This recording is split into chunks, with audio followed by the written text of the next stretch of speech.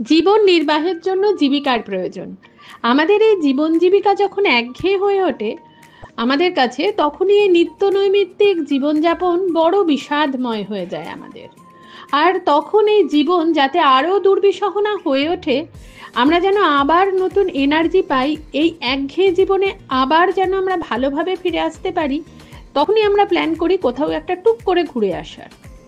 এই ইট কাঠ কংক্রিটের থেকে পালিয়ে হোক না তা 2-3 দিনের জন্যই, তবুও পালাতে চাই আমরা।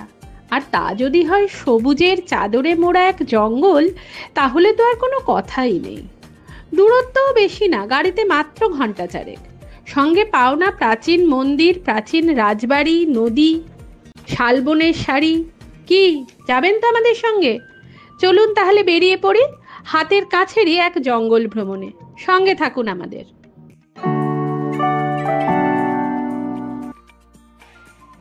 গুড মর্নিং সবাইকে। আজ আমরা যাচ্ছি ঝাড়গ্রাম। আজ বৃহস্পতিবার। সায়ন সকালটা ছুটি নিয়েছে, তো দুপুর থেকে তোকে বসতে হবে, তাই জন্য আমরা একটু সকাল সকালই বেরিয়ে পড়লাম। 7:30টায় বেরিয়ে পড়েছি অলরেডি বাড়ি থেকে। আসলে এখন যেহেতু বর্ষাকাল, কখন হঠাৎ বৃষ্টি নামবে তো বোঝা যাচ্ছে না।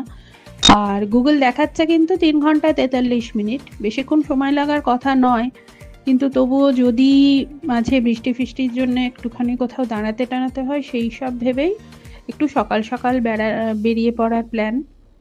আর ওর অফিসও রয়েছে দুপুরে পর থেকে, সেই জন্য আরও তাড়াতাড়ি বেরিয়ে পড়লাম। এই কোলাঘাট ব্রিজ পেরোচ্ছি, নিচে রূপনারায়ণ দেখা যাচ্ছে, জানি না কতটা দেখানো যাচ্ছে। কোলাঘাট ব্রিজ পেরোচ্ছি।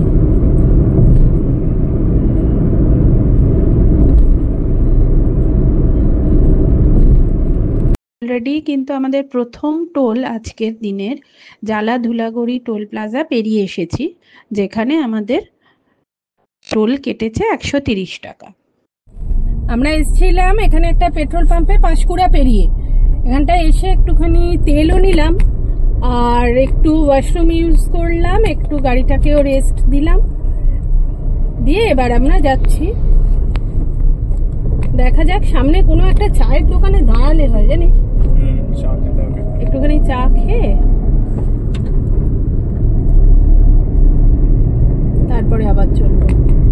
ঠিক আছে, চলুন। দাঁড়িয়ে পড়েছি এখানে চা খেতে। এক পশলা বৃষ্টি হয়ে গেল এর মধ্যে।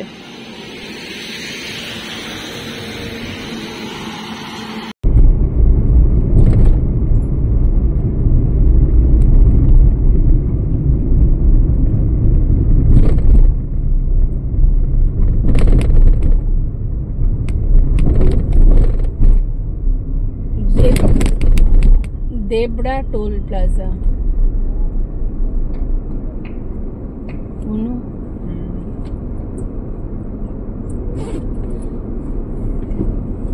চলো, কেটে নিয়েছে, চলো। দেবরা টোল প্লাজা পেরিয়ে গেলাম, এবার দেখাচ্ছে আর 30 কিলোমিটার, 30-32 কিলোমিটারের মধ্যেই খড়গপুর ঢুকবো। আর 30-32 কিলোমিটার খড়গপুর ঢুকতে। আজকে আমাদের যাত্রাপথ বম্বে রোড ধরে কোলাঘাট পেরিয়ে খড়গপুর হয়ে লোধাশুলি অবধি। লোধাশুলি থেকে গিয়ে ডান দিকে ঘুরে গিয়ে আমাদের আজকের গন্তব্য ঝাড়গ্রামে পৌঁছে যাব। আমরা তো গাড়ি নিয়ে যাচ্ছি, যারা পাবলিক ট্রান্সপোর্টে আসতে চান তারা বাসে করে, ধর্মতলা থেকেও বাস আছে ঝাড়গ্রাম পর্যন্ত, আর ট্রেনে হলে হাওড়া থেকে বারবিল জনশতাব্দী, স্টিল, ইস্পাত এইসব ট্রেনে করে আপনারা এসে নামতে পারেন ঝাড়গ্রাম স্টেশনে। এই জায়গাটার নাম নন্দার চক। এটা এখন আমাদের দেখাচ্ছে কলাইকুণ্ডা থেকে 10-11 কিলোমিটার আগে। কলাইকুণ্ডা 10-11 কিলোমিটার আগে, কলাইকুণ্ডা থেকে 10-11 কিলোমিটার আগে আপাতত যেখানে আছে। এই নন্দার চক জায়গাটাও।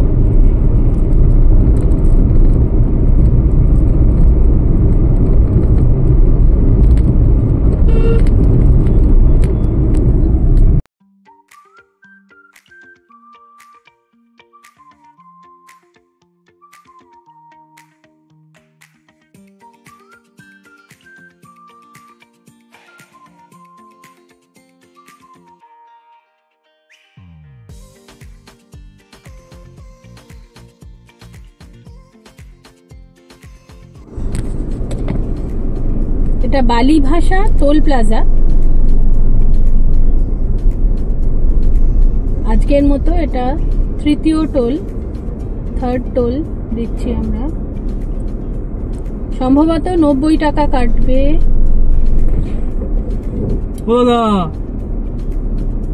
কি হলো, তুলে আবার ফেললো কেন?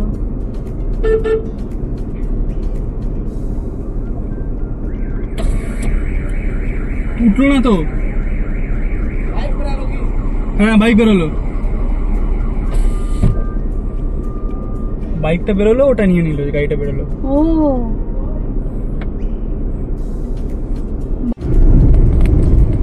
এই এসে গেলাম এবার লোধাশুলি পেরোচ্ছি আমরা।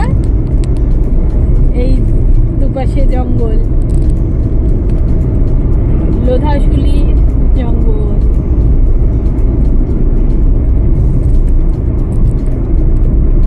ওই দূরে রাস্তাটা দেখা যাচ্ছে, দেখ দারুণ।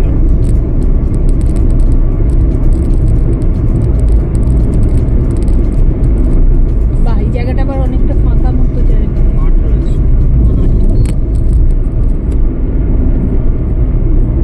ওই দূরের ওইটাই, ওই রাস্তাটা এটাই যাচ্ছে তো। In 500 meters, take the exit towards State Highway 5.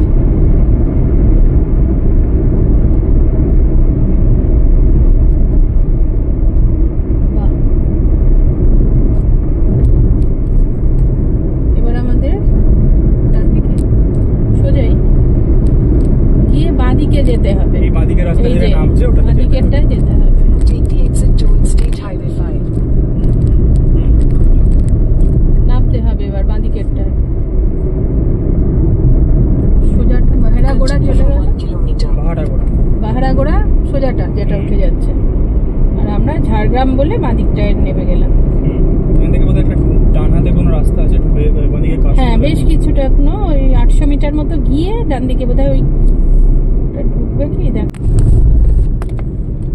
এটা লোধাশুলি বেরোচ্ছি।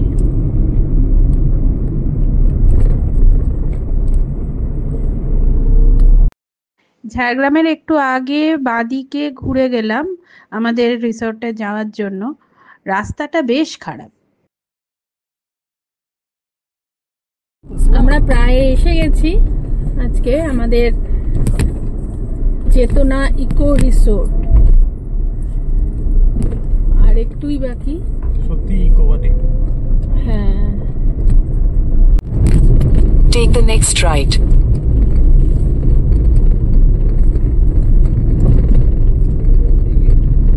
চেতনা ইকো ভিলেজ।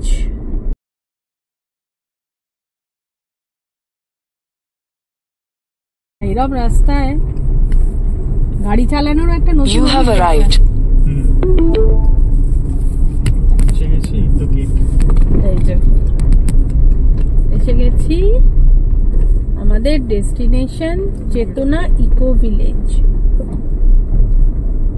রিসর্ট। কোথায় এবার দেখি, গাড়ি তো ওইদিকে রয়েছে। চলুন তাহলে গাড়ি নিয়ে যাওয়া যাক। গাড়ি ওখানেই রাখা।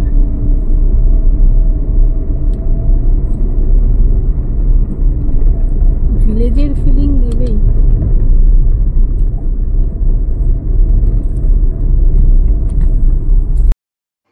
চলুন একটু ইকো ভিলেজটা ঘুরে দেখে নিই।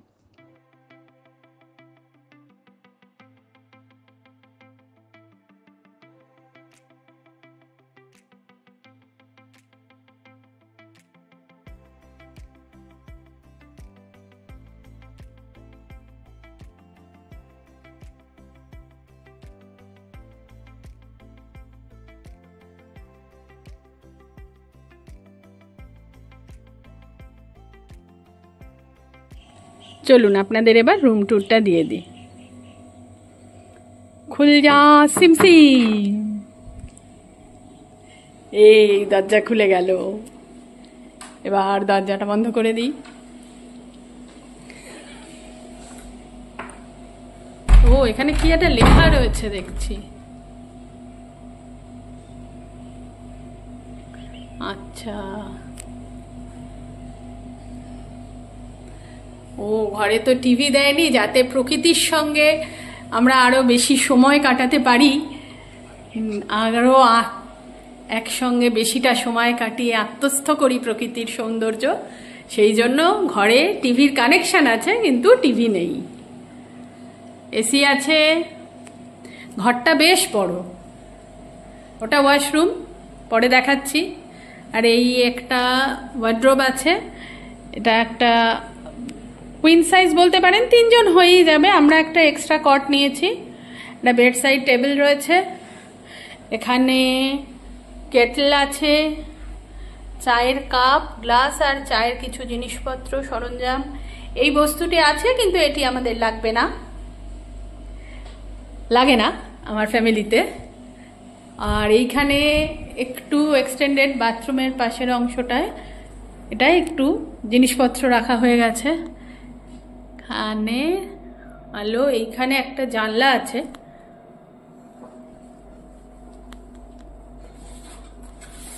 ও আচ্ছা, বাহ, এইটা হচ্ছে জানলাটা। এটা এখন আর খুলছি না। আর এই বসার একটা জায়গা, 2টো চেয়ার, একটা টেবিল আছে। আর এই অ্যাঙ্গেল থেকে ঘরটা বেশ বড়, বেশ সুন্দর, ভালো, বাহ। ফ্যানও আছে, টিভিও আছে। আর সরি, টিভি না, এসি আছে। ফ্যানও আছে, এসিও আছে। টিভিটা তো নেই, প্রথমেই বললাম। একবার ওয়ার্ড্রোবটা দেখে নিই ভেতরে কি আছে। আচ্ছা, যথেষ্ট। ব্যাগগুলো এখানেই ঢুকিয়ে দেওয়া যাবে, জামা কাপড়গুলোও রাখা যাবে। ব্যাস, এই ছিল। চলুন আপনাদের এবার ওয়াশরুমটা দেখিয়ে দিই। বাহ, ওয়াশরুমটা বেশ বড়ই আছে কিন্তু। গিজার, ওয়েস্টার্ন,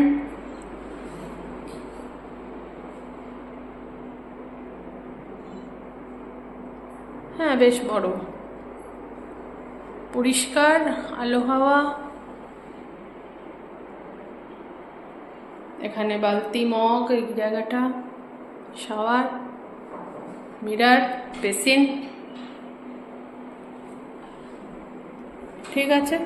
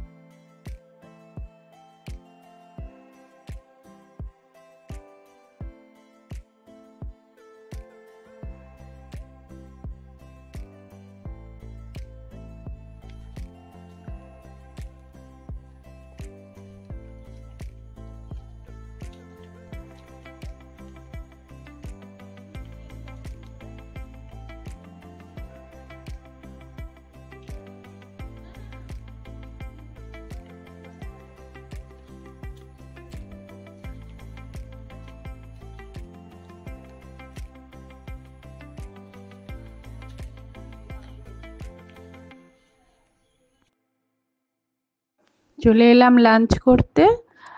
আজ আমরা নিয়েছি 4টে ফিশ থালি।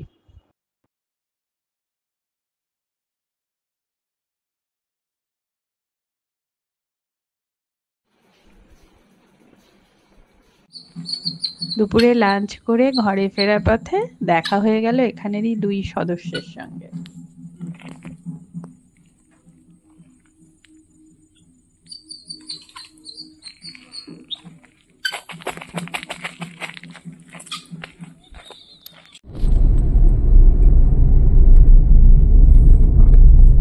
আমাদের ফিরে এসে লাঞ্চ করে সঙ্গে সঙ্গেই বেরোবো ঠিক করেছিলাম, কিন্তু এত হঠাৎ বৃষ্টি নামলো যার জন্য আমরা একটুখানি বুঝতে পারছিলাম না আদৌ বেরোতে পারবো কিনা।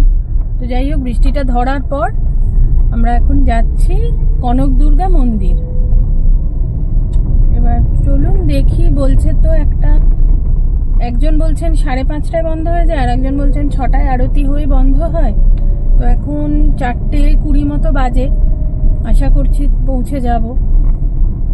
দেখা যাক, বেরোতেও অনেকটা দেরি হয়ে গেল। আমরা 3:30টার মধ্যে বেরিয়ে যাব ঠিক করেছিলাম, কিন্তু সেটা হলো না বৃষ্টির জন্য। এবার দেখা যাক, এখন যাচ্ছি আমরা কনক দুর্গা মন্দির।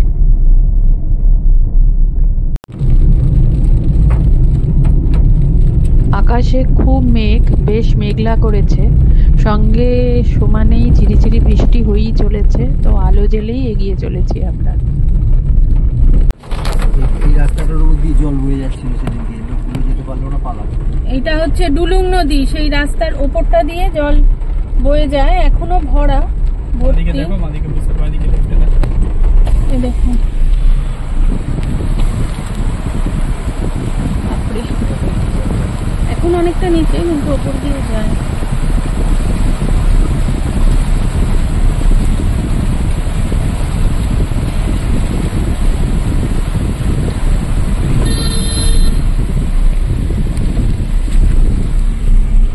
এটা হলো চিল্কিগড় রাজবাড়ি।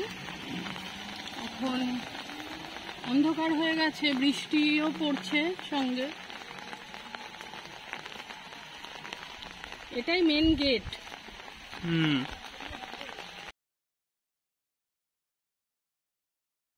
এই রাজবাড়িতে গেট দিয়ে ঢুকেই দেখলাম নিরাপত্তা রক্ষীরা রয়েছেন। তাদের কাছে জানতে পারলাম যে এইখানে এখনো রাজপরিবারের বংশধরেরাই থাকেন।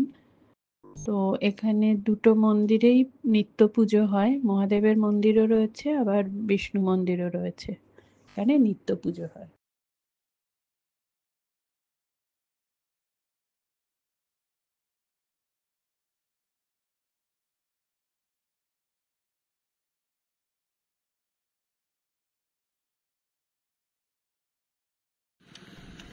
এখন গাড়ি সারানো চলছে। চিল্কিগড় রাজবাড়ি থেকে বেরিয়ে গাড়িতে উঠে গাড়ি স্টার্ট দিতে গিয়ে দেখা গেল যে গাড়ি স্টার্ট নিচ্ছে না, কিছুতেই স্টার্ট করা গেল না, ব্যাটারিটা ডিসচার্জ হয়ে গেছে। তো পড়লাম মহা সমস্যায়। তখন ওই চেতনা ইকো ভিলেজে ফোন করে ওখানে ম্যানেজারের সঙ্গে কথা বললাম। তো উনি একজন মেকানিককে নিয়ে এলেন, এসে একটা টেম্পোরারি ব্যাটারি চেঞ্জ করে সব সামলে এবার আমরা এখন ফিরছি চেতনা ইকো ভিলেজের দিকে। আজ আমাদের কনক দুর্গা মন্দির দেখাও হলো না, কেননা যাওয়ার আগে দেখেছিলাম যে ডুলুং নদীর এপারেই মন্দির, কিন্তু আমরা যেহেতু গুগল ম্যাপ ফলো করে যাচ্ছিলাম আর ওখানে তো একটুখানি নেটওয়ার্ক ইস্যু ছিল, তো আমরা ডুলুংটা পেরিয়ে যখন ওপারে চলে গিয়ে জানতে পারলাম যে এপারে কনক দুর্গা মন্দির। তা চিল্কিগড় রাজবাড়ির সামনে গাড়িটা পৌঁছে গেছি দেখে ওখানে গাড়ি থেকে নেমে একটু চিল্কিগড় রাজবাড়ি দেখে এপারে আসবো। তো তখনই তো এই সমস্যা, গাড়ি স্টার্ট হলো না। তো এবারের আমাদের কনক দুর্গা মন্দির দর্শন হলো না, তো পরের বারের জন্য ওটা রইল। আর রাস্তার অবস্থা তো দেখলেনই, ভীষণ খারাপ, শুধুমাত্র নিজেদের গাড়ির হেডলাইটের ভরসাতেই গাড়ি চালানো।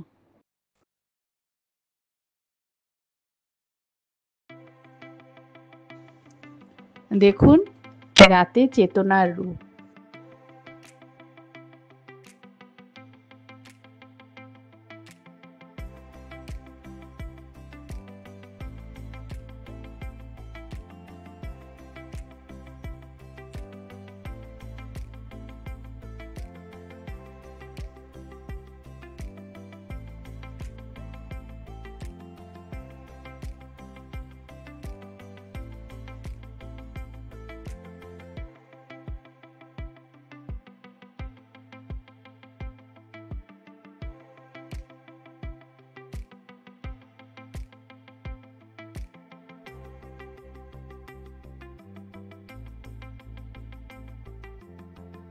মুড়ি, পেঁয়াজি আর লিকার চা।